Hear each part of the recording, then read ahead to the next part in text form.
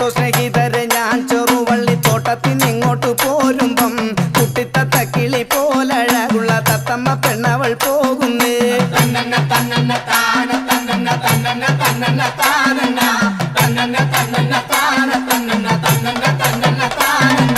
കേട്ടോ സ്നേഹിതരെ ഞാൻ ചെറുവള്ളിത്തോട്ടത്തിനിങ്ങോട്ട് പോരുമ്പം കുട്ടിത്തത്ത കിളി പോലഴകുള്ള തത്തമ്മ പെണ്ണവൾ പോകുന്നേ.